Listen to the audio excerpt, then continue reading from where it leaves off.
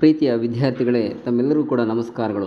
ನಾನು ನಿಮ್ಮ ಎಸ್ ರುದ್ರೇಶಾಚಾರ್, ಹಿಂದಿ ಶಿಕ್ಷಕರು, BGS residential English medium school, Shivamogga. ಇವತ್ತು ನಡೆದಂತಹ ಹಿಂದಿ ವಿಷಯದ ಬಗ್ಗೆ ಒಂದಿಷ್ಟು ಕೀ ಉತ್ತರಗಳನ್ನು, ಅಂದರೆ 2025 ಏಪ್ರಿಲ್ ತಿಂಗಳು ನಡೆದಂತಹ ತೃತೀಯ ಭಾಷೆ ಹಿಂದಿ ವಿಷಯದ ಪ್ರಶ್ನೆ ಪತ್ರಿಕೆಯ ಕೀ ಉತ್ತರಗಳನ್ನು ನಾವಿವತ್ತು ನೋಡ್ತಾ ಹೋಗೋಣ ವಿದ್ಯಾರ್ಥಿಗಳೇ. ಭಾಳಷ್ಟು ಸರಳವಾಗಿದ್ದು ಎಲ್ಲ ಮಕ್ಕಳು ಕೂಡ ಅತ್ಯುತ್ತಮ ಅಂಕವನ್ನು ಪಡೀಲಿಕ್ಕೆ ಒಂದು ಉತ್ತಮವಾಗಿರ್ತಕ್ಕಂಥ ಒಂದು ಪ್ರಶ್ನೆ ಪತ್ರಿಕೆ ಇವತ್ತಿಂದಾಗಿತ್ತು. ಆ ಪ್ರಶ್ನೆ ಪತ್ರಿಕೆಯ ಉತ್ತರಗಳನ್ನು ಇವತ್ತು ನಾವು ನೋಡ್ತಾ ಹೋಗೋಣ. ಪ್ರೀತಿ ವಿದ್ಯಾರ್ಥಿಗಳೇ, ಅದರಲ್ಲಿ ಮೊದಲೇ ಮುಖ್ಯ ಪ್ರಶ್ನೆ ನೋಡ್ತಾ ಹೋದರೆ ಅಲ್ಲಿ ನಿಮಗೆ MCQ ಪ್ರಶ್ನೆಗಳಿದ್ದವು. ಆ 8 MCQ ಪ್ರಶ್ನೆಗಳು ನೋಡ್ತಾ ಹೋದಾಗ ಅದರಲ್ಲಿ ಮೊದಲನೇ ಪ್ರಶ್ನೆ, ಉಚಿತ ಶಬ್ದಕ ವಿಲೋಮ ರೂಪ ಹೇ ಅಂಥೇಳಿ 4 ಆಪ್ಷನ್ಗಳು ಕೊಟ್ಟಿದ್ದಾರೆ. ಉಚಿತ ಅಂತಕ್ಕಂಥ ಶಬ್ದದ ವಿರುದ್ಧ ಶಬ್ದವನ್ನು ನಾವು ಬರೀಬೇಕಾಗತ್ತೆ. ಅದಕ್ಕೆ ಸರಿಯಾದಂತಹ ಉತ್ತರ ನೋಡ್ತಾ ಹೋದಾಗ ಅದಕ್ಕೆ ಆಪ್ಷನ್ ಬಿ ಅನುಚಿತ್, ಉಚಿತ್ ಅನುಚಿತ್. ಹಾಗೆ ಎರಡನೇ ಪ್ರಶ್ನೆ ನೋಡ್ತಾ ಹೋದರೆ, ನಿಮ್ನಲಿಖಿತ ಮೇಸೆ ಬಹುವಚನ ಶಬ್ದ ಹೇ, ಅಂದರೆ ಕೆಳಗೆ ಕೊಟ್ಟಿರುವಂಥ 4 ಶಬ್ದಗಳಲ್ಲಿ ಯಾವುದು ಬಹುವಚನ ರೂಪ ಅಂತ ಪ್ರಶ್ನೆಯಾಗಿದೆ. ಅಲ್ಲಿ ಪ್ರತಿಯ, ಪುಸ್ತಕ್, ಪ್ರತಿ, ಪತ್ತ ಅಂತೇಳಿ 4 ಶಬ್ದ ಕೊಟ್ಟಿದ್ದಾರೆ. ಅದಕ್ಕೆ ಸರಿಯಾದ ಉತ್ತರ ಆಪ್ಷನ್ ಎ ಪ್ರತಿಯ. ಇನ್ನು ಮೂರನೇ ಪ್ರಶ್ನೆ ನೋಡ್ತಾ ಹೋದರೆ, ಲೇಖಿಕಾ ಶಬ್ದಕ ಪುಲ್ಲಿಂಗ ರೂಪ ಯಾವುದು ಅಂತ ಪ್ರಶ್ನೆ ಇದು. ಅದಕ್ಕೆ ಉತ್ತರ ಡಿ ಆಪ್ಷನ್ ಲೇಖಕ್, ಲೇಖಕ್, ಲೇಖಿಕ. ಹಾಗಾಗಿ ಲೇಖಿಕಾ ಶಬ್ದದ ಸರಿಯಾದ ಉತ್ತರ ಆಪ್ಷನ್ ಡಿ ಲೇಖಕ್. ಇನ್ನು 4ನೇ ಪ್ರಶ್ನೆ ನೋಡ್ತಾ ಹೋದರೆ, ಗಿರ್ನಾ ಶಬ್ದಕ ಪ್ರಥಮ ಪ್ರೇರಣಾರ್ಥಕ ಕ್ರಿಯಾರೂಪ ಯಾವುದು ಅಂತ ಪ್ರಶ್ನೆ ಇದು. ಅದಕ್ಕೆ ಉತ್ತರ ಆಪ್ಷನ್ ಬಿ ಗಿರಾನ. ಪ್ರಥಮ ಪ್ರೇರಣಾರ್ಥಕ ಕೇಳಿರೋದ್ರಿಂದ ಅದಕ್ಕೆ ಸರಿಯಾದಂಥ ಉತ್ತರ ಆಪ್ಷನ್ ಬಿ ಗಿರಾನ. ಇನ್ನು 5ನೇ ಪ್ರಶ್ನೆ ನೋಡ್ತಾ ಹೋದಾಗ, ಮೈ ಆಪ್ಕೆ ಲಿಯೆ ಕ್ಯಾ ಕರ್ ಸಕ್ತಾ ಹೂँ ವಾಕ್ಯ ಮೇ ಪ್ರಯುಕ್ತ ವಿರಾಮ್ ಚಿಹ್ನ ಹೇ ಅಂಥೇಳಿ ಪ್ರಶ್ನೆ ಇದೆ. ಅಲ್ಲಿ ಕ್ಯಾ ಅಂತಕ್ಕಂಥ ಶಬ್ದ ಇರೋದ್ರಿಂದ ಅದು ಪ್ರಶ್ನಾರ್ಥಕ ಚಿಹ್ನೆ ಕೂಡ ಅಲ್ಲಿದೆ. ಹಾಗಾಗಿ ಇದಕ್ಕೆ ಸರಿಯಾದ ಉತ್ತರ 5ನೇ ಪ್ರಶ್ನೆಗೆ ಆಪ್ಷನ್ ಸಿ ಪ್ರಶ್ನವಾಚಕ ಅಂಥೇಳಿ ಬರೀಬೇಕಾಗತ್ತೆ ವಿದ್ಯಾರ್ಥಿಗಳೇ. ಇನ್ನು 6ನೇ ಪ್ರಶ್ನೆ ಬಂದುಬಿಟ್ಟು, ಏಕೈಕ ಶಬ್ದ ಮೇ ಸಂಧಿ ಹೇ ಅಂಥೇಳಿ ಪ್ರಶ್ನೆ ಕೊಟ್ಟಿದ್ದಾರೆ. ಅಂದರೆ ಏಕೈಕ ಶಬ್ದ ಯಾವ ಸಂಧಿಗೆ ಉದಾಹರಣೆ ಅಂತೇಳಿ. ಅದಕ್ಕೆ ಉತ್ತರ ಬಂದುಬಿಟ್ಟು ಆಪ್ಷನ್ ಎ ವೃದ್ಧಿ ಸಂಧಿ. ಅದಕ್ಕೆ ಸರಿಯಾದಂಥ ಉತ್ತರ ವೃದ್ಧಿ ಸಂಧಿ. ಏಕ ಪ್ಲಸ್ ಏಕ ಏಕೈಕ ನೋಡಿ, ಹಾಗಾಗಿ ಅದು ಉತ್ತರ ಆಪ್ಷನ್ ಎ ವೃದ್ಧಿ ಸಂಧಿ. ಇನ್ನು 7ನೇ ಪ್ರಶ್ನೆ ಬಂದುಬಿಟ್ಟು, ನಿಮ್ನಲಿಖಿತ ಮೇಸೆ ದ್ವಿಗು ಸಮಾಸಕ ಉದಾಹರಣೆ ಹೇ. ಈ ಕೆಳಗಿನಿರ್ತಕ್ಕಂತಹ ಶಬ್ದಗಳಲ್ಲಿ ಯಾವುದು ದ್ವಿಗು ಸಮಾಸಕ್ಕೆ ಉದಾಹರಣೆ ಅಂತೇಳಿ ಪ್ರಶ್ನೆ ಇದೆ. ಉತ್ತರಗಳನ್ನು ನೋಡ್ತಾ ಹೋದಾಗ option A Rajkumar, option B ದಿನ್ ರಾತ್, ಆಪ್ಷನ್ ಸಿ ಬಾರಹ ಮಾಸ, ಆಪ್ಷನ್ ಡಿ ಅಜೀವನ್ ಅಂತೇಳಿ ಕೊಟ್ಟಿದ್ದಾರೆ. ವಿದ್ಯಾರ್ಥಿಗಳು ಇದಕ್ಕೆ ಸರಿಯಾದಂಥ ಉತ್ತರ ಬಾರಹ ಮಾಸ. ಬಾರಹ ಅಂತಕ್ಕಂಥದ್ದು ಸಂಖ್ಯಾವಾಚಕ ಆಗಿರೋದ್ರಿಂದ ಇದಕ್ಕೆ ಸರಿಯಾದ ಉತ್ತರ ಆಪ್ಷನ್ ಸಿ ಬಾರಹ ಮಾಸ. ಹಾಗೆ 8ನೇ ಪ್ರಶ್ನೆ ನೋಡ್ತಾ ಹೋದರೆ, ಯಹ ತೋ ಜಮೀನ್ ಡ್ಯಾಶ್ ಲೇಟಾ ಹೇ ಅಂಥೇಳಿ ಒಂದು ಪ್ರಶ್ನೆ ಇದೆ.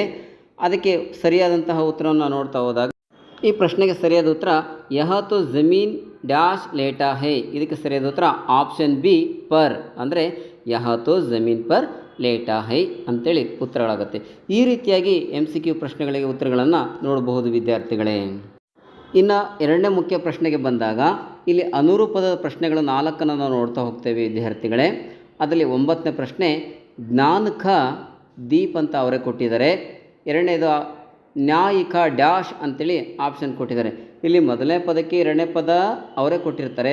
ನಾವು 3ನೇ ಪದಕ್ಕೆ 4ನೇ ಪದವನ್ನು ನಾವು ಬರೀಬೇಕಾಗತ್ತೆ. ಹಾಗಾಗಿ ಅಂದರೆ ಅಲ್ಲಿ ಮಾತೃಭೂಮಿ ಪದ್ಯದಲ್ಲಿ ಮಾತೃಭೂಮಿಯ ಒಂದು ಕೈಯಲ್ಲಿ ಏನಿದೆ ಜ್ಞಾನಕ ದೀಪ ಇದೆ, ಇನ್ನೊಂದು ಕೈಯಲ್ಲಿ ಏನಿದೆ ನ್ಯಾಯಿಕ ಪತಾಕ. ಅದಕ್ಕೆ ಉತ್ತರ ಬಂದುಬಿಟ್ಟು ಪತಾಕ ಅಂಥೇಳಿ ಆಗಬೇಕು ವಿದ್ಯಾರ್ಥಿಗಳೇ. ಇನ್ನು 10ನೇ ಪ್ರಶ್ನೆ ಬಂದುಬಿಟ್ಟು, ಮೇರಾ ಬಚ್ಪನ್ ಆತ್ಮಕಥಾ ಇಮಾನ್ದಾರೋಂಕೆ ಸಮ್ಮೇಳನ ಮೇ ಡ್ಯಾಶ್ ಅಂಥೇಳಿ ಪ್ರಶ್ನೆ ಕೊಟ್ಟಿದ್ದಾರೆ. ಅಂದರೆ ಮೇರಾ ಬಚ್ಪನ್ ಪಾಠ ಅದು ಆತ್ಮಕಥಾ, ಆದರೆ ಇಮಾನ್ದಾರೋಂಕೆ ಸಮ್ಮೇಳನ ಮೇ ಪಾಠ ಯಾವ ರೀತಿಯದ್ದು ಅಂಥೇಳಿ ಪ್ರಶ್ನೆ. ಇದು ಇಂಡೆಕ್ಸಲ್ಲಿ ಬರುತ್ತೆ. ಇದಕ್ಕೆ ಸರಿಯಾದ ಉತ್ತರ ವ್ಯಂಗ್ಯ ರಚನಾ. ಇಮಾನ್ದಾರೋಂಕೆ ಸಮ್ಮೇಳನ ಮೇ ಪಾಠ ವ್ಯಂಗ್ಯ ರಚನಾ. ಹಾಗಾಗಿ 10ನೇದಕ್ಕೆ ಉತ್ತರ ವ್ಯಂಗ್ಯ ರಚನಾ. ಇನ್ನು 11ನೇ ಪ್ರಶ್ನೆ ಬಂದರೆ, ದಂಧೆ ಕಿ ಚಿಂತಾತಿ ರೋಬಜಿತ್ಕೋ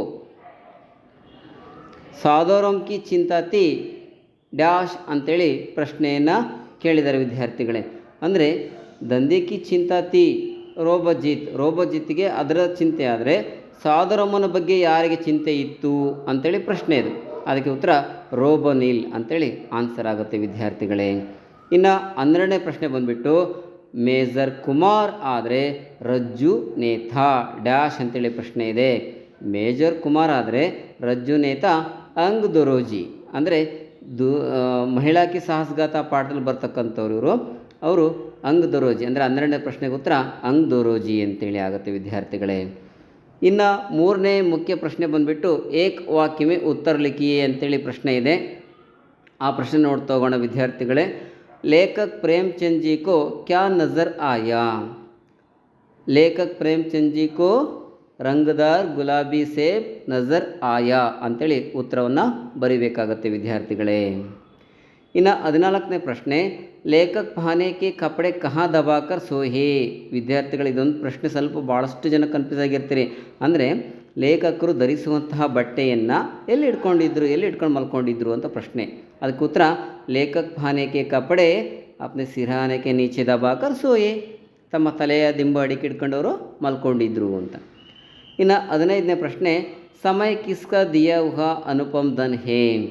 ಸಮಯ ಭಗವಾನ್ ದಿಯಾ ಹುವಾ ಅನುಪಮ್ ದನ್ ಹೇ ಅಂತನಾರು ಬರಿಬೋದು, ಅಥವಾ ಸಮಯ ಈಶ್ ದಿಯಾ ಹುವಾ ಅನುಪಮ್ ದನ್ ಹೇ ಅಂತನಾರು ಬರಿಬೋದು. 15ನೇ ಪ್ರಶ್ನೆಗೆ ಉತ್ತರ ಭಗವಾನ್ ಅಥವಾ ಈಶ್ ಅಂತ ಬರೆದ್ರೆ ಆಗುತ್ತೆ ವಿದ್ಯಾರ್ಥಿಗಳೇ. ಇನ್ನು 16ನೇ ಪ್ರಶ್ನೆ ನೋಡ್ತಾ ಹೋದರೆ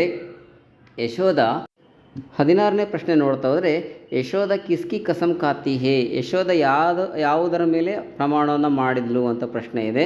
ಅದಕ್ಕೆ ಉತ್ತರ ಯಶೋಧ ಗೋಧನ್ ಕಿ ಕಸಮ್ ಖಾತಿ ಹೇ ಅಂದರೆ ಗೋಮಾತಾ ಅಥವಾ ಗೋಧನ್ ಎರಡರಲ್ಲಿ ಯಾವುದೂ ಕೂಡ ಆಗುತ್ತೆ. 16ನೇದಕ್ಕೆ ಉತ್ತರ ಗೋಧನ್ ಅಥವಾ ಗೋಮಾತಾ ಯಾವುದು ಬರೆದ್ರೂ ಕೂಡ ಸರಿಯಾದಂಥ ಉತ್ತರ ಆಗುತ್ತೆ ವಿದ್ಯಾರ್ಥಿಗಳೇ. ಇನ್ನು 4ನೇ ಮುಖ್ಯ ಪ್ರಶ್ನೆ ಬಂದುಬಿಟ್ಟು 2-3 2-3 ವಾಕ್ಯ ಉತ್ತರ ಲಿಖಿಯೇ ಅಂತೇಳಿ ಪ್ರಶ್ನೆ ಇದೆ. ಅಲ್ಲೂ ಕೂಡ ಭಾಳಷ್ಟು ಈಸಿಗಿರ್ತಕ್ಕಂಥ ಪ್ರಶ್ನೆಗಳನ್ನು ನಾವು ನೋಡ್ಬೋದಾಗಿರುತ್ತೆ ವಿದ್ಯಾರ್ಥಿಗಳೇ. 17ನೇ ಪ್ರಶ್ನೆ ಬಂದುಬಿಟ್ಟು ಕಾಶ್ಮೀರಿ ಸೇಬ್ ಪಾಠ ಸೆ ಕ್ಯಾ ಸೀಖ್ ಮಿಲ್ತಿ ಹೇ? ಕಾಶ್ಮೀರಿ ಪಾಠದಲ್ಲಿ ನಾವೇನು ಕಲಿತೇವೆ ಅಂತೇಳಿ. ಅದಕ್ಕೆ ನಿಮಗೆ ವಿದ್ಯಾರ್ಥಿಗಳೇ ಓದುವಾಗ ನೀವು ಪಾಠದ ಆಶಯವನ್ನು ಕೂಡ ನೋಡಬೇಕು ಅಂತ ನಮಗೆ ಹೇಳ್ತಾ ಇರ್ತೀವಿ ನಿಮ್ಗೆ ನಾವು. ಯಾಕೆಂದರೆ ಈ ಥರದೊಂದು ಪ್ರಶ್ನೆ ಬರುತ್ತೆ. ಹಾಗಾದರೆ ಇದಕ್ಕೆ ಉತ್ತರವನ್ನು ನಾವು ಈಗ ನೋಡ್ತಾ ಹೋಗೋಣ ವಿದ್ಯಾರ್ಥಿಗಳೇ. ಇದಕ್ಕೆ ಉತ್ತರ ನೋಡ್ತಾ ಹೋದಾಗ ಕಾಶ್ಮೀರಿ ಸೇಬ್ ಪಾಠ ಸೆ ಹಮ್ಕೆ ಕ್ಯಾ ಅಂದರೆ ನಮಗೆ ಏನು ಕಲಿತೀವಿ ಅಂತ ನೋಡೋದಾದರೆ लोगों के साथ होने वाली धोखाबाजी पर प्रकाश डाल गया है और खरीदारी करते समय सावधानी बरतने की आवश्यकता पर जोर दिया गया है ಅಂತೇಳಿ ನೀವು ಉತ್ತರವನ್ನು ಬರೀಬೇಕಾಗತ್ತೆ. ಇದು ಕಾಶ್ಮೀರಿ ಸೇಬ್ ಪಾಠದ ಆಶಯದಲ್ಲಿದೆ ನೋಡಿ ವಿದ್ಯಾರ್ಥಿಗಳೇ. ಇನ್ನು 2ನೇ ಪ್ರಶ್ನೆ ರೋಬನಿಲ್ ಸಕ್ಸೇನಾ ಕೆ ಘರೋ ಮೇ ಕ್ಯಾ ಕ್ಯಾ ಕಾಮ್ ಕರ್ತಾ ಥಾ? ಅಂದರೆ ರೋಬನಿಲ್ ಸಕ್ಸೇನವರ ಮನೆಯಲ್ಲಿ ಏನೇನು ಕೆಲಸಗಳನ್ನು ಮಾಡ್ತಾ ಇತ್ತು ಅಂಥೇಳಿ ಪ್ರಶ್ನೆ ಇದು ವಿದ್ಯಾರ್ಥಿಗಳೇ. ಪ್ರೀತಿ ವಿದ್ಯಾರ್ಥಿಗಳು ಇದಕ್ಕೆ ಉತ್ತರವನ್ನು ನಾವು ನೋಡ್ತಾ ಹೋದಾಗ ಅಲ್ಲಿ ಏನಾಗುತ್ತೆ ಅಂದರೆ ರೋಬನಿಲ್ सक्सेना परिवार के सभी लोगों का काम करता था। वह सुबह नाश्ता कराने, मेहमानों के लिए द्वार खोलने, घर के छोटे बच्चों को कहानियाँ सुनाने, उनके होमवर्क कराने, सक्सेना जी को वर्ड प्रोसेसर पर काम करने का अलावा शाम को परिवार के कुत्ते को घुमाने भी ले जाने का काम करता था. ಇಷ್ಟು ಉತ್ತರನ ಇದಕ್ಕೆ ಬರೀಬೇಕಾಗುತ್ತೆ ವಿದ್ಯಾರ್ಥಿಗಳೇ. ಇನ್ನು ನೆಕ್ಸ್ಟು ಮछली ಮಕಾನ್ ಬನ್ನೆ ಕೆ ಬಾರೆ ಮೇ ಕ್ಯಾ ಸುಜಾವ್ ದಿಯಾ?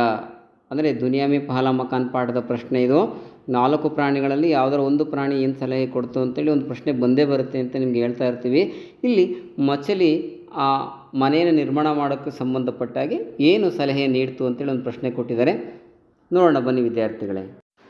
मछली ने मकान बनने के बारे में सुझाव दिया है कि आप लोग ज़रा मेरी पीठ की पट्टियाँ ध्यान से देख लो, फिर पेड़ों से बहुत सी पत्तियों तोड़ लो, इन पत्तियों को छप्पर पर उसी तरह जमा दो जैसी मेरी पीठ पर पट्टियाँ हैं. इस तरह सुझाव दिया है अंतೇಳಿ ಬರೀಬೇಕಾಗತ್ತೆ ವಿದ್ಯಾರ್ಥಿಗಳೇ. ವಿದ್ಯಾರ್ಥಿಗಳೇ ಮುಂದಿನ ಪ್ರಶ್ನೆ ನೋಡೋದಾದರೆ 20ನೇ ಪ್ರಶ್ನೆ ಬಚೇಂದ್ರಿ ಪಾಲ್ಕಿ ಶಿಕ್ಷಾಕ್ಕೆ ಬಾರೆ ಮೇ ಲಿಖಿಯೇ ಅಂತೇಳಿ ಪ್ರಶ್ನೆ ಕೊಟ್ಟಿದ್ದಾರೆ. ಅವ್ರ ಶಿಕ್ಷಣದ ಬಗ್ಗೆ ಅಷ್ಟೇ ಬರಿಬೇಕು ನಾವು. ಹಾಗಾಗಿ ಉತ್ತರವನ್ನು ನೋಡ್ತಾ ಹೋದರೆ बचेंद्र को बचपन में रोज़ 5 किलोमीटर पैदल चलकर स्कूल जाना पड़ता था. बचेंद्री ने उन्होंने संस्कृत में MA तथा B.Ed तक ಶಿಕ್ಷಾ ಪ್ರಾಪ್ತಿ. ಇಷ್ಟು ಬರೆದ್ರೆ ಸಾಕಾಗುತ್ತೆ ವಿದ್ಯಾರ್ಥಿಗಳೇ. 2 ಅಂಕಗಳು ಸಿಗುತ್ತೆ ನಿಮಗೆ. ಇನ್ನು ಮುಂದಿನ ಪ್ರಶ್ನೆ ನೋಡೋದಾದರೆ ಕವಿ ಕೆ ಅನುಸಾರ ಸಮಯ ಕಾ ಸದುಪಯೋಗ ಕೈಸೆ ಕರ್ನ ಚಾಹಿಯೇ, ಅಂದರೆ ಕವಿಗಳ ಪ್ರಕಾರ ಸಮಯದ ಸದುಪಯೋಗನ ಹೇಗೆ ನಾವು ಸದುಪಯೋಗ ಪಡಿಸ್ಕೊಳ್ಬೇಕು ಅಂತ ಪ್ರಶ್ನೆ ಇದೆ.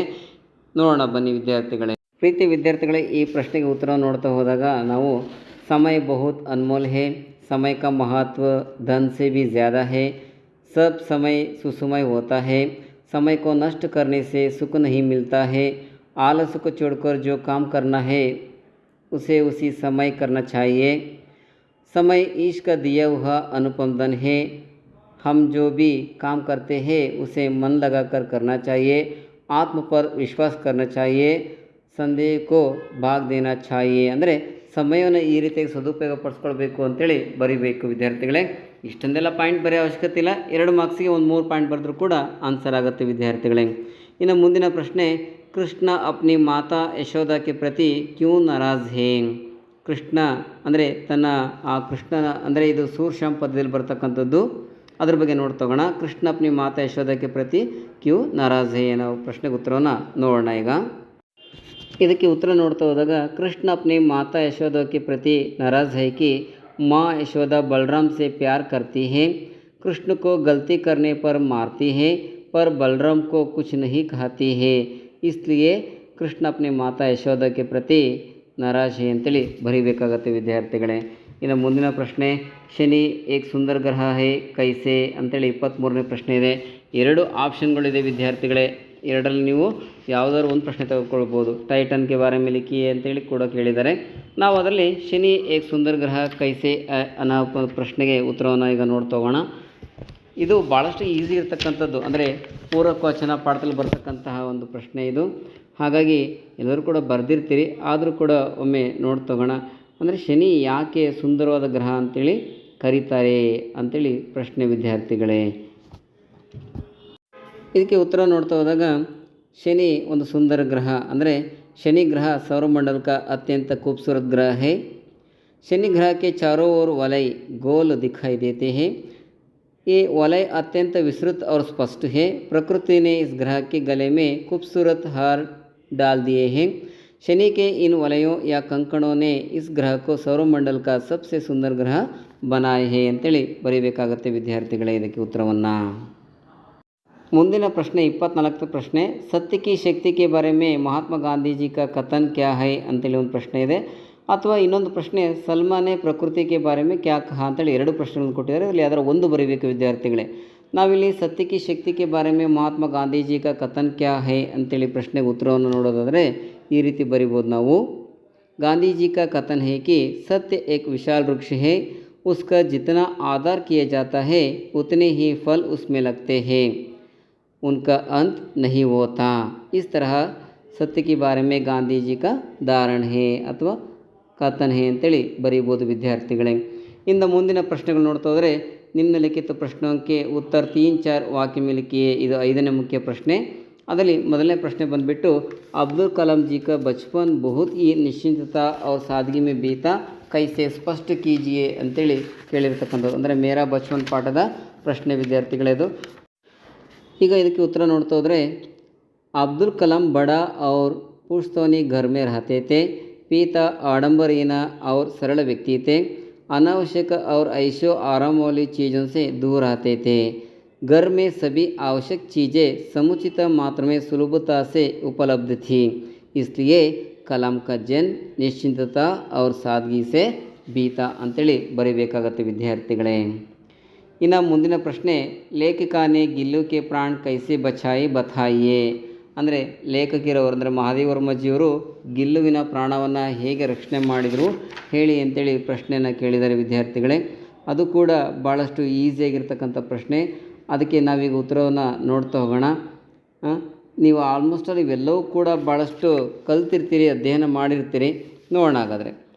घायल गिल्लों को धीरे से उठाकर कमरे में लाई, रुई से घाव का रक्त पोंछी, घाव पर पेंसिलिन का मरहम लगाई, घंटों तक उसका उपचार की, उसके मुंह में एक बूंद पानी टपकाया गया ಅಂತೇಳಿ ಬರೆದ್ರೆ 3 ಅಂಕಗಳು ಸಿಗುತ್ತೆ ವಿದ್ಯಾರ್ಥಿಗಳೇ. ಇನ್ನು इंटरनेट से होने वाले किन्हीं 3 लाभों के बारे में लिखिए ಅಂತೇಳಿ 27ನೇ ಪ್ರಶ್ನೆ ಇದು. ಇದು ನಿಮಗೆ ಇಲ್ಲಿ ನಿಬಂಧದಲ್ಲೂ ಕೂಡ ಕೊಟ್ಟಿದ್ದಾರೆ, ಇಲ್ಲಿ ಪ್ರಶ್ನೆ ಕೂಡ ಕೊಟ್ಟಿದ್ದಾರೆ. ಭಾಳಷ್ಟು ಈಸಿಯಾಗಿರ್ತಕ್ಕಂಥದ್ದು 3 ಮಾರ್ಕ್ಸನ್ನು ಆರಾಮಾಗಿ ತೆಗೆದುಕೊಳ್ಬೋದು ವಿದ್ಯಾರ್ಥಿಗಳೇ. ಅಂದರೆ ಇಂಟರ್ನೆಟ್ಟಿಂದ ನಿಮಗೆ ಏನೇನು ಲಾಭಗಳಾಗುತ್ತೆ ಅನ್ನೋದನ್ನು ಇಲ್ಲಿ ಬರಿಬೇಕಾಗುತ್ತೆ ವಿದ್ಯಾರ್ಥಿಗಳೇ. ಅದಕ್ಕೆ ಉತ್ತರಗಳನ್ನು ನಾವೀಗ ನೋಡ್ತಾ ಹೋದರೆ ನೋಡಿ ವಿದ್ಯಾರ್ಥಿಗಳೇ, इंटरनेट एक क्रांतिकारी खोज है, इसके अनेक लाभ है. संचार या सूचना के क्षेत्र में कम खर्च और पल भर में विचार, फोटो, वीडियो, पुस्तक विवरण भेज सकते हैं. घर पर ही बैठे बिल भरना, खरीदारी, पैसों की लेने देने का व्यवहार कर सकते हैं. आगे वर्चुअल मीटिंग रूम में द्वारा दूर के लोगों के साथ चर्चा कर सकते हैं. इसके द्वारा सरकारी कामकाज का विवरण मिलता है. बेरोजगारी को मिट सकते हैं. सोशल नेटवर्किंग द्वारा सारे संसार भर संबंध स्थापित कर सकते हैं. चिकित्सा, कृषि, अंतरिक्ष ज्ञान, विज्ञान, शिक्षा आदि क्षेत्र में उपयुक्त है. देश की रक्षा में इंटरनेट का बड़ा योगदान है ಅಂತೇಳಿ ಅದರ ಉಪಯೋಗಗಳನ್ನು ಬರೀಬೇಕಾಗುತ್ತೆ ವಿದ್ಯಾರ್ಥಿಗಳೇ. ಇನ್ನು ಮುಂದಿನ ಪ್ರಶ್ನೆ ರಾಜ್ಕಿಶೋರ್ ಅಂದರೆ 28ನೇ ಪ್ರಶ್ನೆ, ರಾಜ್ಕಿಶೋರ್ ಕೆ ಪರೋಪಕಾರಿ ಗುಣಾಂಕ ಪರಿಚಯ ದೀಜಿ ಅಂತೇಳಿ ಕೊಟ್ಟಿದ್ದಾರೆ. ಇದಕ್ಕೆ ಉತ್ತರ ನಿಮ್ಗೆ ಗೊತ್ತಿರುತ್ತೆ, ಆದರೆ ಪ್ರಶ್ನೆ ಸ್ವಲ್ಪ ಬದಲಾವಣೆ ಮಾಡಿ ಕೇಳಿರೋದ್ರಿಂದ ನೀವು ಕನ್ಫ್ಯೂಸ್ ಮಾಡ್ಕೊಳ್ತೀರಿ. ಹಾಗಾದರೆ ಇದಕ್ಕೆ ಉತ್ತರವನ್ನು ನೋಡೋಣ ಬನ್ನಿ ವಿದ್ಯಾರ್ಥಿಗಳೇ. ಇದಕ್ಕೆ ಉತ್ತರಗಳನ್ನು ನಾವು ಈ ರೀತಿ ಬರೀಬೋದು ವಿದ್ಯಾರ್ಥಿಗಳೇ. पंडित राजकिशोर मजदूरों के नेता थे. वे किशनगंज में रहते थे. गरीबों के प्रति सहानुभूति दिखाने वाले व्यक्ति थे. पंडित राजकिशोर बसंत के आग्रह पर उसे सहायता करने की दृष्टि से एक छलनी कर देते हैं. प्रताप से बसंत की मोटर दुर्घटना का समाचार सुनते ही तुरंत उसके घर पहुंचते हैं. बसंत का इलाज कराने के लिए डॉक्टर को बुलाते हैं. बसंत को अस्पताल ले जाने का प्रबंध भी करते हैं. एम्बुलेंस के लिए फ़ोन करते हैं. दोनों भाइयों के साथ रहकर सांत्वना देते हैं ಅಂತೇಳಿ ಇದಕ್ಕೆ ಉತ್ತರ ಬರೀಬೋದು. ಅಂದರೆ ಇಲ್ಲಿ ಪಂಡಿತ್ ರಾಜ್ಕಿಶೋರ್ ಮಾನವೀಯ ವ್ಯವಹಾರದ ಪ್ರಶ್ನೆ ಬಂದಾಗ ಉತ್ತರ ಬರೀತಿದ್ರಲ್ಲ, ಅದೇ ಉತ್ತರನೇ ಇದಕ್ಕೂ ಕೂಡ ಬರೀಬೋದು ವಿದ್ಯಾರ್ಥಿಗಳೇ. ಇನ್ನು ಮುಂದಿನ ಪ್ರಶ್ನೆ, बाल शक्ति के बालक गाँव के आदर्श का गाँव कैसे बनाते हैं, ವಿವರಣ दीजिए ಅಂತೇಳಿ ಪ್ರಶ್ನೆ ಕೊಟ್ಟಿದ್ದಾರೆ. ಇದಕ್ಕೂ ಕೂಡ ಉತ್ತರನ ಈಸಿಯಾಗಿ ಬರೀಬೋದು. ನೋಡೋಣ ಬನ್ನಿ ವಿದ್ಯಾರ್ಥಿಗಳೇ. ಉತ್ತರಗಳನ್ನು ನೋಡ್ತಾ ಹೋದರೆ, सब बच्चे मिलजुल कर रहने से, सब बच्चे स्कूल जाने से, स्कूल और गांव का परिसर स्वच्छ रखने से, गांव की गंदगी को दूर करने से, जैसे गड्ढे को मिट्टी से ढांपना, कूड़ा डालना, एक जगह बनना, सबको उसी जगह कूड़ा डालने प्रेरित करना, गांव में पेड़ पौधों लगाने से ಅಂದರೆ ಈ ರೀತಿಯಾಗಿ ಅವರು ಆದರ್ಶ ಗಾಂವ್ ಬಾನತ್ತೆ ಹೇ ಅಂತೇಳಿ ಬರಿಬೋದು ವಿದ್ಯಾರ್ಥಿಗಳೇ. ಇನ್ನು ಮುಂದಿನ ಪ್ರಶ್ನೆ ಬಂದಾಗ ನಿಮಗೆ ಯಾವಾಗಲೂ ಕೂಡ ಹೇಳ್ತಾ ಇರ್ತೀವಿ, ಮಾತೃಭೂಮಿ ಪದ್ಯದಲ್ಲಿ 2 ಪ್ರಶ್ನೆಗಳಿರುತ್ತೆ, ಒಂದು ಪ್ರಶ್ನೆ ಬಂದೇ ಬರುತ್ತೆ ಅಂತೇಳಿ. ಇಲ್ಲೂ ಕೂಡ 30ನೇ ಪ್ರಶ್ನೆ, ಕವಿನೇ ಮಾತೃಭೂಮಿಗೆ ಪ್ರಾಕೃತಿಕ ಸೌಂದರ್ಯಕ ವರ್ಣನ ಕೀಜಿ ಅಂತೇಳಿ ಕೊಟ್ಟಿರತಕ್ಕಂಥದ್ದು ನೋಡ್ತೀವಿ ವಿದ್ಯಾರ್ಥಿಗಳೇ. ಅದಕ್ಕೆ ಉತ್ತರವನ್ನು, ಭಾರತ ಮಾँ अमरों की जननी है. भारत माँ के खेत हरे भरे और सुंदर है. वन उपवन फल फूलों से भरा हुआ है. भारत भूमि खनिज संपत्ति से भरा हुआ है. सुख संपत्ति धन धाम को मुक्त हस्त से बांट रही है ಅಂತೇಳಿ ಬರೀಬೇಕಾಗತ್ತೆ ವಿದ್ಯಾರ್ಥಿಗಳೇ. ಇನ್ನು ದಿನಕರ್ ಜಿ ने आधुनिक मानव की भौतिक साधना का वर्णन कैसे किया है ಅಂತೇಳಿ ಒಂದು 31ನೇ ಪ್ರಶ್ನೆ ಇದೆ. ಅದು ಕೂಡ ತುಂಬ ಈಸಿಯಾಗಿರ್ತಕ್ಕಂಥ ಪ್ರಶ್ನೆ. ಅದಕ್ಕೆ ಉತ್ತರವನ್ನು ನಾವೀಗ ನೋಡ್ತಾ ಹೋಗೋಣ. ಇದಕ್ಕೆ ಉತ್ತರಗಳನ್ನು ನೋಡ್ತಾ ಹೋದಾಗ, यह मानव प्रकृति की समस्त मूलता को मिट दिया है. आधुनिकता से गूंज में भावनाओं को मिट दिया है. वैज्ञानिक भावनाओं के आधार पर नयापन अपनाया है. अथवा मानव असहजता को मिटाकर अपने ही चाल चलता है. प्रकृति विरोधी काम कर रहा है. मानव सहजता मानवीयता है. मानवीयता को भूलकर यंत्रों के साथ जी रहा है. प्रकृति और मानव प्रकृति के हर क्षेत्र में अपना हक जमाया है. वह आकाश से पाताल तक पहुंच रहा है. प्रकृति पर विजय प्राप्त करना ही मानव का लक्ष्य बना गया है. मानवीयता को भूलकर यंत्रों के साथ जी रहा है ಅಂತೇಳಿ ಬರೀಬೋದು ವಿದ್ಯಾರ್ಥಿಗಳೇ. ಇನ್ನು ನೆಕ್ಸ್ಟ್ ಪ್ರಶ್ನೆ, ನಿಮ್ನಲಿಖಿತ दोहों को भावार्थ अपने शब्दों में लिखिए ಅಂತೇಳಿ ಪ್ರಶ್ನೆ ಇದೆ. ಅಂದರೆ ಮುಖಿಯ ಮುಖಸೋ ಚಾಹಿಯೇ, ಕಾನ್ ಪಾನ್ ಕೋ ಏಕ್, ಪಾಲೆ ಪೋಸೆ ಸಕಲ ಅಂಗ ತುಳಸಿ ಸಹಿತ ವಿವೇಕ್ ಅಂತೇಳಿ ಪ್ಯಾರವನ್ನು ಕೊಟ್ಟಿದ್ದಾರೆ. ಅದರ ಭಾವಾರ್ಥನೂ ಕೂಡ ನಾವು ನೋಡ್ತಾ ಹೋದಾಗ ಭಾಳಷ್ಟು ಈಸಿಯಾಗಿರ್ತಕ್ಕಂಥದ್ದು. ಇಸ್ ದೋಹೆ ತುಳಸಿದಾಸ್, ತುಳಸಿ ಕೆ ದೋಹೆ, ಇಸ್ ಪದ್ಯ ಕವಿ ತುಳಸಿದಾಸ್ ಅಂತೇಳಿ ಬರೆದು ನೀವು ಪ್ರಾರಂಭ ಮಾಡಬೇಕಾಗತ್ತೆ. ಭಾಳಷ್ಟು ಈಸಿಯಾಗಿರುತ್ತೆ. ನೀವು ಇದನ್ನು ಮೊದಲಿಂದನೂ ಕೂಡ 5 ಪ್ಯಾರದಲ್ಲಿ ಯಾವ ಪ್ಯಾರ ಕೊಟ್ಟರೂ ಬರಲಿಕ್ಕೆ ಆಲ್ರೆಡಿ ನೀವು ಪ್ರಯತ್ನವನ್ನು ಮಾಡಿರ್ತೀರಿ. ನೋಡೋಣ ಈಗ ವಿದ್ಯಾರ್ಥಿಗಳು ಅದರಲ್ಲಿ ಹೇಗೆ ಬರೀಬೇಕು ಅಂತೇಳಿ. प्रस्तुत दोहे में तुलसीदास मुख अर्थात मुँह और मुखिया दोनों की स्वभाव की समानता दर्शाते हुए लिखते हैं कि मुखिया को मुँह के समान होना चाहिए।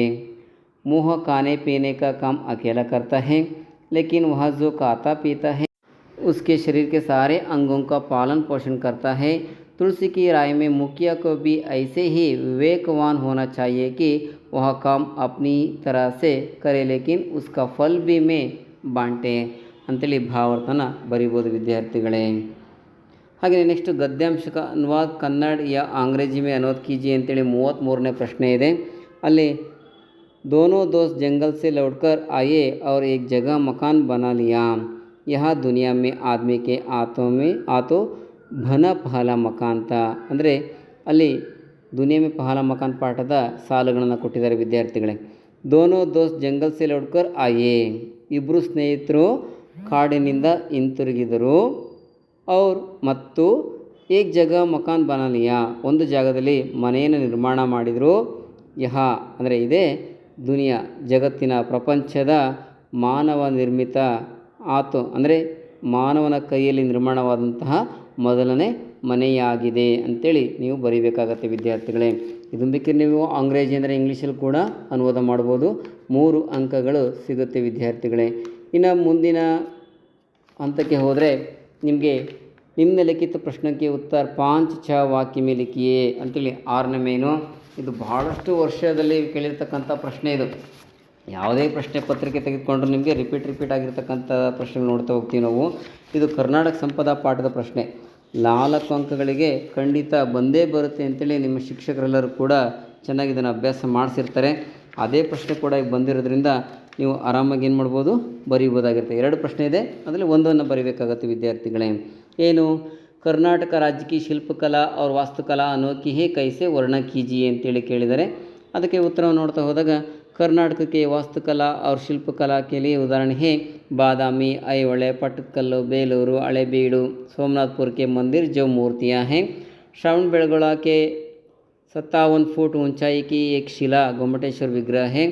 विजयपुर के गोल गुंबज के विस्परिंग गैलरी, मैसूर का राजमहल, सेंट फिलोमिना चर्च और आदि इवेल्लदನ್ನು ಕೂಡ ಬರೀಬೇಕಾಗುತ್ತೆ ವಿದ್ಯಾರ್ಥಿಗಳೇ.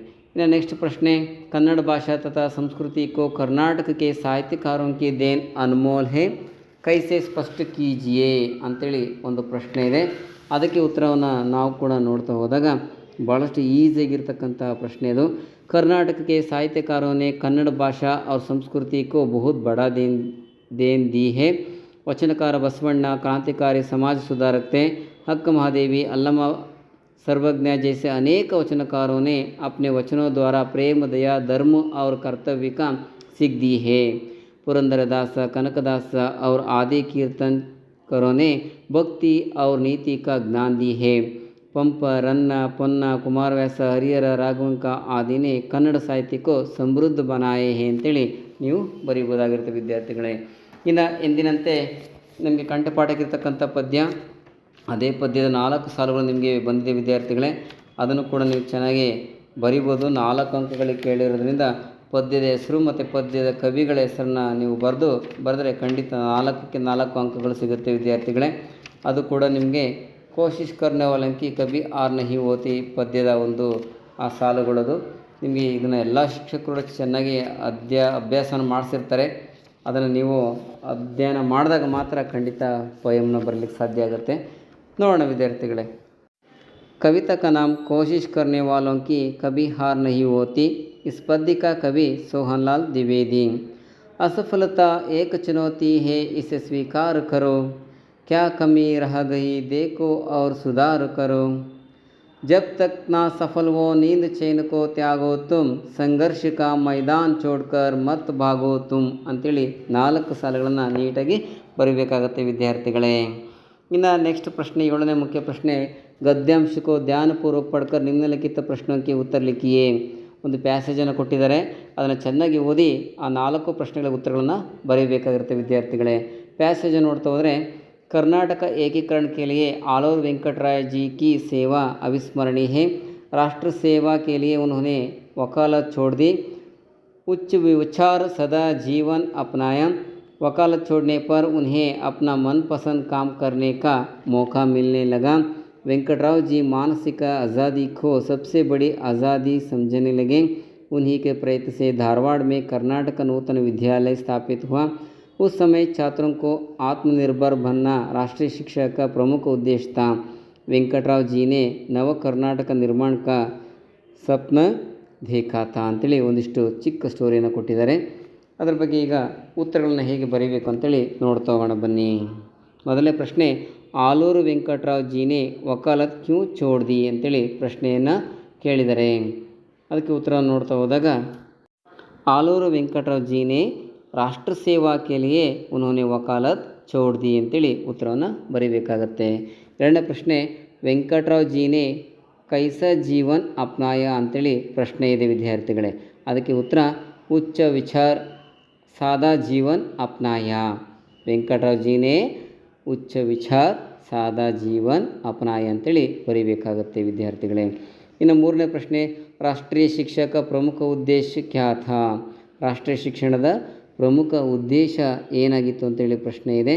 ಅದಕ್ಕೆ ಉತ್ತರ ಉಚ್ಚ ಶಿಕ್ಷಕ ಪ್ರಮುಖ ಉದ್ದೇಶ छात्रों को आत्मनिर्भर बनना राष्ट्रीय शिक्षा का प्रमुख उद्देश्य था ಅಂತೇಳಿ ಬರೀಬೇಕಾಗತ್ತೆ.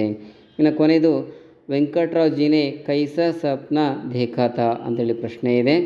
ಅದಕ್ಕೆ ಉತ್ತರ ಬಂದುಬಿಟ್ಟು ವೆಂಕಟರಾವ್ ಜೀನೆ ನವ ಕರ್ನಾಟಕ ನಿರ್ಮಾಣ ಕಾ ಸಪ್ನಾ ದೇಖಾ ಥಾ ಅಂತೇಳಿ ಉತ್ತರವನ್ನು ಬರೀಬೇಕಾಗತ್ತೆ ವಿದ್ಯಾರ್ಥಿಗಳೇ. ಇವೆಲ್ಲದೂ ಕೂಡ ಭಾಳಷ್ಟು ಈಸಿಯಾಗಿರ್ತಕ್ಕಂಥ ಪ್ರಶ್ನೆ ಪತ್ರಿಕೆಯಾಗಿದೆ. ಇನ್ನು ಕೊನೆಯದಾಗಿ 8ನೇ ಮುಖ್ಯ ಪ್ರಶ್ನೆಯಲ್ಲಿ ನಿಬಂಧವನ್ನು ಅಂದರೆ ಎಸ್ಸೆ ರೇಟಿಂಗ್ ಕೊಟ್ಟಿದ್ದಾರೆ. ಖೇಲೋं का महत्व, ಇಂಟರ್ನೆಟ್ ಏಕ್ ವರದಾನ್, ನಾಗರಿಕೋं के ಕರ್ತವ್ಯ. ಮೂರಲ್ಲಿ ಯಾವುದರ ಒಂದು ಬರೆದ್ರೂ ಕೂಡ ನಿಮಗೆ 4 ಅಂಕಗಳು ಸಿಗುತ್ತೆ. ಖೇಲೋं के महत्व 9ನೇ ತರಗತಿಯಲ್ಲಿ ನಿಮಗೆ ಖೇಲೋ ಕೂದೋ ಸ್ವಸ್ತ್ರೋ ಪಾಠ ಇದೆ, ಅದನ್ನ ನೆನ್ಪು ಮಾಡಿಕೊಂಡ್ರು ಕೂಡ ಬರಿಬೋದು. ಹಾಗೆ ಇಂಟರ್ನೆಟ್ ಏಕ್ ವರದಾನ್ ಅಂತ, ಇಂಟರ್ನೆಟ್ ಏಕ್ ವರದಾನ ಅಂದರೆ ಅಲ್ಲಿ ನಿಮಗೆ ಒಂದು ಪಾಠನೇ ಇದೆ. ಆ ಪಾಠದಲ್ಲಿರ್ತಕ್ಕಂಥ ಅರ್ಥ, ಲಾಭ, ಉಪಸಂಹಾರ ಬರೆದು ನಿಮಗೆ 4 ಅಂಕಗಳು ಸಿಗುತ್ತೆ. ಇಲ್ಲಾಂದರೆ ನಾಗರಿಕೋಂಕಿ ಕರ್ತವ್ಯ ಅಂತೇಳಿ ನಿಮಗೊಂದು ಪೂರಕವಚನ ಪಾಠ ಇದೆ. ಆ ಪಾಠದಲ್ಲಿ ಬಂದಿರತಕ್ಕಂಥ ವಿಷಯಗಳನ್ನ ಆಧಾರ ಇಟ್ಕೊಂಡು ನೀವು ಕೂಡ ಆ ನಿಬಂಧ ರೇಟಿಂಗನ್ನು ಬರಿಬೋದು, ಎಸ್ ರೇಟಿಂಗನ್ನು ಬರಿಬೋದು ವಿದ್ಯಾರ್ಥಿಗಳೇ. ಇನ್ನು ಕೊನೆಯ ಪ್ರಶ್ನೆ 9ನೇ ಮುಖ್ಯ ಪ್ರಶ್ನೆ ಅಂದರೆ 38ನೇ ಪ್ರಶ್ನೆ, ಅಪ್ನೆ ಬಡಿ ಬಹನ್ ಕಿ ಶಾದಿ ಕಾ ನಿಮಂತ್ರಣ ದೇತೆ ಹುಯೆ ಅಪ್ನೆ ದೋಸ್ತ್ ಕೋ ಪತ್ರ ಲಿಖಿ ಅಂತ ಇದೆ. ಅಥವಾ कोई सकारण देते हुए अपने मुख्य अध्यापक के नाम ಚುಟ್ಟಿ ಪತ್ರ ಲಿಖಿ ಅಂತಿದೆ. ನೀವು ಇದರಲ್ಲಿ ಚುಟ್ಟಿ ಪತ್ರ ಚೆನ್ನಾಗಿ ಕಲ್ತಿರ್ತೀರಿ. ಇಲ್ಲಿ ಎಷ್ಟು ದಿವಸ ಅಂತ ಕೇಳಿಲ್ಲ, ಯಾವ ಕಾರಣ ಅಂತಲೂ ಕೊಟ್ಟಿಲ್ಲ. ನೀವೇ ಯಾವುದರ ಕಾರಣ ಹಾಕ್ಕೋಬೋದು, ಎಷ್ಟು ದಿವಸಕ್ಕರೆಗೂ ಚುಟ್ಟಿ ಪತ್ರ ಬರೀಬೋದು. ಆದರೆ ಮುಖ್ಯ ಅಧ್ಯಾಪಕರಿಗೆ ಬರೀಬೇಕು ಅಂತೇಳಿ ಇಲ್ಲಿ ಕೊಟ್ಟಿದ್ದಾರೆ. ಹಾಗಾಗಿ ಪತ್ರವನ್ನು ನೀಟಾಗಿ ನೀವು ಪ್ರೇಷಕ, ಸೇವಾಮೆ, ಮಾನ್ಯ, ವಿಷಯ, ಹಾಗೆ ಬಾಡಿ ಆಫ್ ದ ಲೆಟರು ಮತ್ತು ಧನ್ಯವಾದ, ಕೆಳಗಡೆ ದಿನಾಂಕ, ಸ್ಥಳ ಮತ್ತು ಆಪ್ಕ ಪ್ರಿಯ ಛಾತ್ರ, ಇಷ್ಟು ಅಂಶಗಳನ್ನು ಬರೆದರೆ 5ಕ್ಕೆ 5 ಅಂಕಗಳು ಬರುತ್ತೆ ವಿದ್ಯಾರ್ಥಿಗಳೇ. ಹಾಗಾಗಿ 2025 ಏಪ್ರಿಲ್ ತಿಂಗಳ ಈ ಪ್ರಶ್ನೆ ಪತ್ರಿಕೆ ಬಹಳಷ್ಟು ಅತ್ಯುತ್ತಮವಾಗಿದ್ದು ಎಲ್ಲರೂ ಕೂಡ ಗರಿಷ್ಠ ಅಂಕಗಳಂದರೆ 80ಕ್ಕೆ 80 ಪಡಿಬೋದಂಥ ಪ್ರಶ್ನೆ ಪತ್ರಿಕೆ ಇದಾಗಿರುತ್ತೆ ವಿದ್ಯಾರ್ಥಿಗಳೇ. ಹಾಗಾಗಿ ಪರೀಕ್ಷೆ ಬರೆದಂಥ ಎಲ್ಲ ವಿದ್ಯಾರ್ಥಿಗಳು ಕೂಡ ಉತ್ತಮ ಅಂಕ ಪಡೀಲಿ ಅಂತ ಆಶಿಸುತ್ತಾ ಎಲ್ಲರೂ ಕೂಡ ಶುಭಾಶಯಗಳನ್ನು ಕೋರ್ತಾ ಇದ್ದೇನೆ. ಧನ್ಯವಾದಗಳು.